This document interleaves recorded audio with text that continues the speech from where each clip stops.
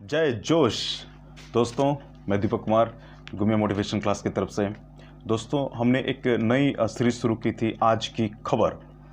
तो हम आज जो 19 अक्टूबर है, तो आज का हम जो इम्पोर्टेंट न्यूज़ है, जो पीटी मेंस इंटरव्यू आगे आने वाले सभी एग्जाम के लिए इम्पोर्टेंट होगा, हम जो है उसकी चर्चा कर लेते हैं तुरंत। दोस्तों, पहली जो आज की मुख्य जो न्यूज़ है ब्रह्मोस के बारे में, है ना। ब्रह्मोस जो है एक सुपरसोनिक क्रूज मिसाइल है, सुपरसोनिक क्रूज मिसाइल है, और ये भारत और रसिया दोनों के सहयोग से निर्मित है। और ब्रह्मोस नाम जो है ये ब्रह्मपुत्र से ब्रह्मा लिया गया है ना, और मस्कोवा नदी रसिया में है, वहाँ से जो है ये मोस लिया गया, तो ब्रह्मोस मिलाकर दोनों हो गया ब्रह्मोस, है ना। ये संयुक्त उपक्रम है भारत और रसिया का। दोस्तों, इसके जो है जो अभी जो लॉन्च किया गया है, कल जो लॉन्च किया गया था, है ना, तो वो क्या है कि हम ये 400 किलोमीटर तक मार करने की क्षमता है। और ये जो है आईएनएस चेन्नई जो है, ये विध्वंसक पोत जो आईएनएस चेन्नई है, इससे छोड़ा गया है ना। आईएनएस चेन्नई जो है इससे छोड़ा गया है, और ख़ास बात ये है कि 400 किलोमीटर तक रेंज है इसके मार करने की, और जो स्पीड बताई जा रही है इसकी, है ना, 3457 किलोमीटर प्रति घंटा, यानी कि 3457 किलोमीटर पर आवर, है ना, 3457 किलोमीटर पर घंटा, है ना, ये इसकी स्पीड है, काफ़ी स्पीड है। और सबसे फास्ट जो है सुपरसोनिक मिसाइल दुनिया का ब्रह्मोस माना जाता है ना। और दोस्तों, इसमें हम जानेंगे कि अभी जो चाइना के साथ जो पेंगोंग जो झील है ना, उस पर जो भारत और चाइना के बीच जो गतिरोध जारी है, उसके लिए जो है भारत ने कई तरह के जो है नए मिसाइल सिस्टम जो है उसका परीक्षण जो है भारत कर रहा है, और अपनी सेना में उसे शामिल कर रहा है। इस तरह के कुछ जो अत्याधुनिक मिसाइल हैं, उसे जो सीमा पर जो है वहाँ पर इन्हें तैनात भी किया गया है। वो उनके कार्य और जो इम्पोर्टेंट उनका गुण है वो ज़रूर जानना चाहिए। वो किसी तरीके से परीक्षा में पूछे जा सकते हैं, जैसे कि सतह से सतह मार करने वाली जो क्रूज मिसाइल है ना, ये सुपरसोनिक क्रूज मिसाइल है, ये तो ब्रह्मोस ही हो गया, इसको भी वहाँ लगाया गया है। और जो है दूसरा जो है important anti radiation missile Rudram 1, है ना, रुद्रम 1, ठीक है। एंटी रेडिएशन मिसाइल रुद्रम 1 को भी लगाया गया है ना, बॉर्डर पे। और जो है एक शौर्य मिसाइल शौर्य को भी लगाया गया है। मिसाइल शौर्य के बारे में खास बात यह है कि परमाणु आयुध ले जाने में सक्षम है ना। तो शौर्य हो गया मिसाइल शौर्य, जो परमाणु आयुध ले जाने में सक्षम है। फिर जो है ये रुद्रम 1 जो एंटी रेडिएशन मिसाइल है। फिर जो है ये सुपरसोनिक क्रूज मिसाइल जो ब्रह्मोस है ना, इन सब को लगाया गया है वहाँ पर जो पूर्वी लद्दाख के पास जो चाइना के पास जो गतिरोध है वहाँ पर, है ना। फिर हम देखते हैं कि इस जो सुपरसोनिक क्रूज मिसाइल है, इसकी सबसे बड़ी खासियत है और कि भारत में जो है पनडुब्बी से, इसे जहाज से, विमान से, है ना, तीनों प्रकार से, जल थल नभ तीनों प्रकार से छोड़ने में जो है वो सक्षम हो गए हैं। जो हमारी भारतीय सेना है वो सक्षम है बिल्कुल इसका प्रयोग करने के लिए, ब्रह्मोस का जो सुपरसोनिक क्रूज मिसाइल है। और बिल्कुल ये हम लोग आगे न्यूज़ की तरफ चलते हैं जो इम्पोर्टेंट है ना। दोस्तों, एक न्यूज़ जो है वो नागालैंड से आ रही है।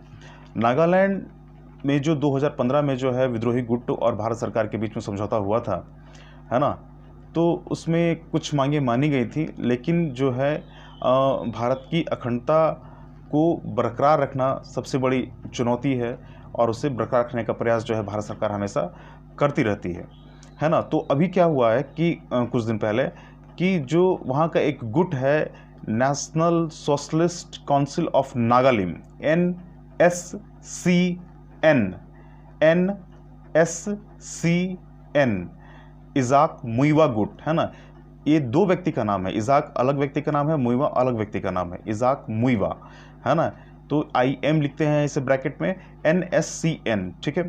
तो इसने जो है अभी हाल में क्या किया है कि इंडियन कॉन्स्टिट्यूशन जो है, भारतीय संविधान जो है, इसे जो है पुनः जो है अस्वीकृत कर दिया है ना, मानने से मना कर दिया है, अस्वीकृत कर दिया गया है। तो हम देखते हैं कि जो इनका डिमांड क्या है, तो पृथक नागा संविधान होना चाहिए इनका, है ना, पृथक झंडा होना चाहिए, पृथक राज्य चिन्ह होना चाहिए, है ना।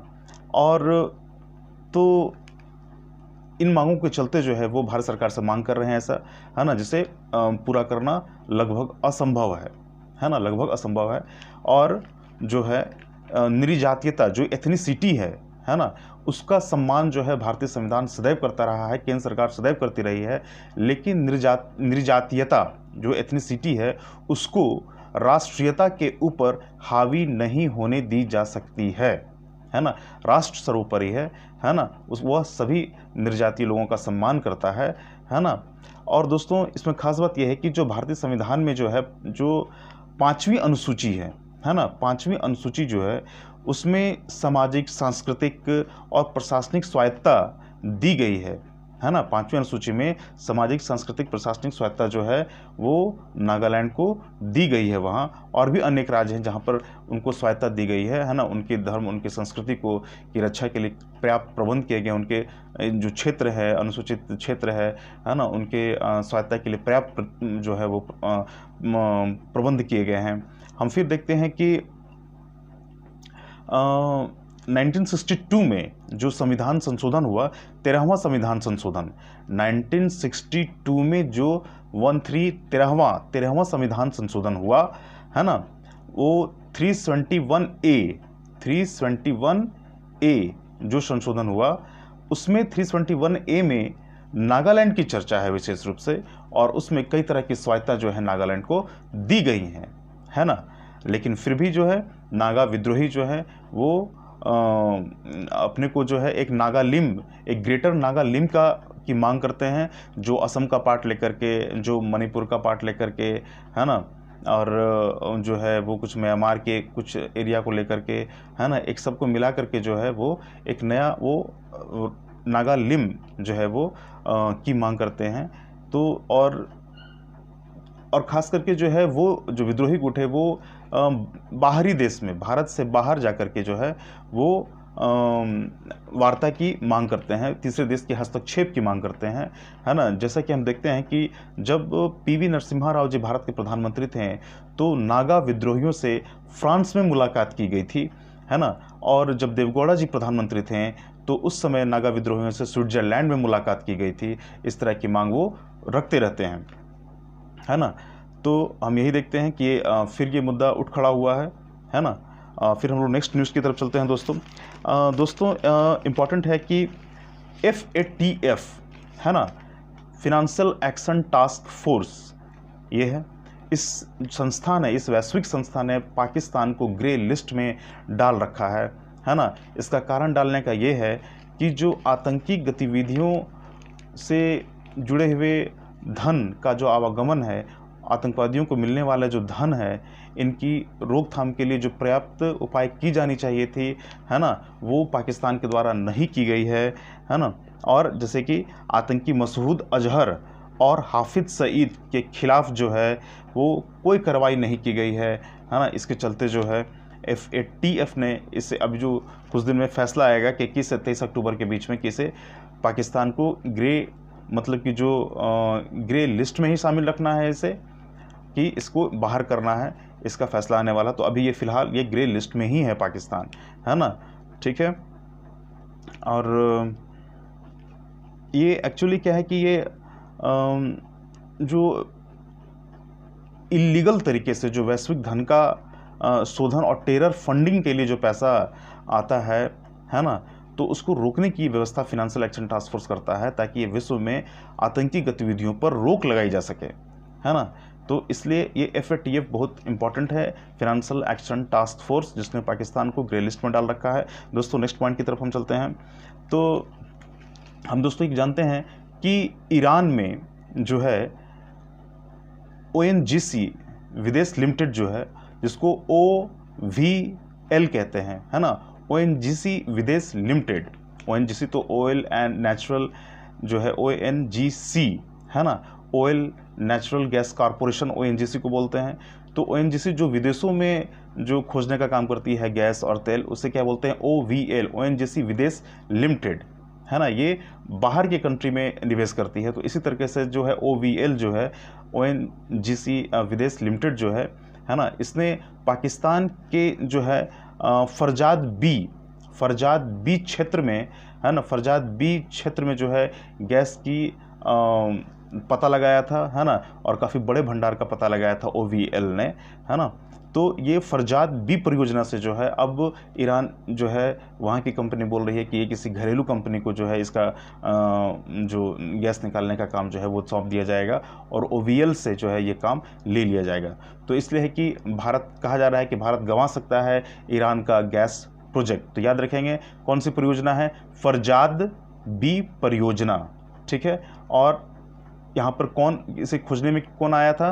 तो OVL, ONGC विदेश लिमिटेड। ONGC विदेश लिमिटेड केवल विदेशों में काम करती है और ये गैस और तेल खोजने का काम करती है ना, उसे निष्कासन का काम करती है। ये याद रखेंगे दोस्तों। अब जो है हम चलते हैं एक और इम्पोर्टेंट कि जम्मू कश्मीर में जो है जिला स्तरीय परिषद बनाने के लिए केंद्र सरकार प्रयास करेगी और वहाँ पर कर रही है। हम यहाँ पर ध्यान देने की बात है कि जिसमें जो है जिला जो स्तरीय परिषद बनाएगी, इसमें क्या है कि विकास कार्यों को करने के लिए मतदाताओं के द्वारा जो है वो प्रतिनिधि जो है वो चुने जाएंगे। ये इंपॉर्टेंट पॉइंट है ना। और 14 क्षेत्र होंगे इसमें जिला विकास परिषद में, और सभी में एक जो है प्रत्यक्ष निर्वाचित सदस्य भी होगा। और इसमें जो है कुछ अनुसूचित जाति, अनुसूचित जनजाति और महिलाओं के लिए भी आरक्षित रखी गई हैं कुछ सीटें, है ना। ठीक है दोस्तों, ये हो गया इंपॉर्टेंट न्यूज़। फिर हम चलते हैं एक और जो इंपॉर्टेंट न्यूज़ है कि कोरोना का म्यूटेशन नहीं, जल्द मिलेगा टीका। ये खास करके कोरोना का म्यूटेशन की बात जो है, ये म्यूटेशन क्या होता है पहले हम ये समझ लेंगे, है ना। तो जो कोरोना का जो नाम है उसे हम SARS, सार्स, CoV-2 भी कहते हैं, SARS-CoV-2, है ना। और इसको ही COVID-19 भी बोलते हैं, SARS, सार्स, CoV-2, है ना, SARS-CoV-2। इसे जो हम क्या बोलते हैं, इसे ही हम COVID-19 बोलते हैं। और इसके जो रिसर्च हो रहा था इसके ऊपर, है ना, इसके जो जेनेटिक मटेरियल के ऊपर जो पता लगाया जा रहा था, तो इसमें खास बात यह है कि जो स्ट्रेन पाया गया है भारत में ज़्यादातर जो है वो A2 स्ट्रेन। तो हमको याद रखने की बात है कि भारत में मुख्य रूप से जो वायरस है, कोरोना वायरस है का A2 स्ट्रेन ही सक्रिय है। A2, A फिर 2, A for Apple, A2 strain जो है वही ज़्यादा सक्रिय है। इस बात का हम ध्यान रखेंगे दोस्तों। अब हम यह जान लेते हैं कि जो है SARS-CoV-2 जो है ना, जिसका A2 स्ट्रेन जो है वो भारत में काफ़ी ज़्यादा प्रचलित था। इसमें जो है हम जो है म्यूटेशन नहीं हो रहा है कोरोना में। तो ये म्यूटेशन है क्या, कि म्यूटेशन प्रक्रिया कहते किसको है, क्वेश्चन आ सकता है दोस्तों, है ना। हम जानेंगे कि म्यूटेशन क्या है। कि म्यूटेशन जब जो वायरस का जो नेचुरल स्वरूप है, उस नेचुरल स्वरूप में जब कोई बड़ा बदलाव हो जाता है ना, तो कहते हैं कि वायरस जो है म्यूटेट कर गया, है ना, उसमें काफ़ी परिवर्तन आ गया, ठीक है। और वह जो है वो काफ़ी तेज़ी से वृद्धि करने लगता है, जो उसका स्वरूप है उससे वो चेंज हो जाता है ना, तेज़ी से वृद्धि करने लगता है और जो है अपनी प्रतिकृति जो है वो बनाता है और उसमें साथ साथ कुछ नए गुण लेते आता है, नए स्ट्रेन विकसित कर लेता है, ठीक है। तो ऐसी संभावना जताई जा रही थी कि अगर नए स्ट्रेन बन जाएंगे, है ना, तो उससे क्या होगा कि जो टीका बन रहा है वो कहीं अप्रभावी ना हो जाए। लेकिन ऐसा नहीं है, जो है काफ़ी उसमें कोई म्यूटेशन नहीं हुआ है कोरोना वायरस में, है ना। इसलिए जो हमारा टीका बन रहा है और जो वैक्सीन बन रही है वो है ना, वो काफ़ी सक्षम होगी, कारगर होगी, है ना। ठीक है दोस्तों, फिर एक क्वेश्चन जो है हम बिहार से भी ले लेंगे कि बिहार में जो है संजय मिश्रा, जो बॉलीवुड के जो नायक हैं संजय मिश्रा, है ना, वो कॉमेडी रोल ज़्यादातर करते हैं, गंभीर भूमिकाएं करते हैं, है ना। उनको जो है पटना नगर निगम ने जो है ब्रांड एम्बेसडर बनाया है, क्योंकि पटना इस बार का जो है वो स्वच्छता कार्यक्रम में जो है पटना का रैंक जो है वो काफ़ी नीचे आया था, सबसे नीचे पटना का ही रैंक था उसमें, है ना। तो इस बात के लिए, और जो है एक बात हम और भी जानेंगे कि जो बिहार के में जो चुनाव हो रहा है तो उसके जो आइकन है वो पंकज त्रिपाठी जी हैं, है ना।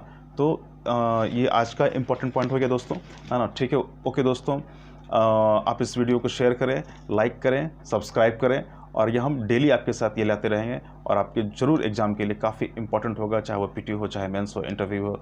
ओके दोस्तों, जय जोश।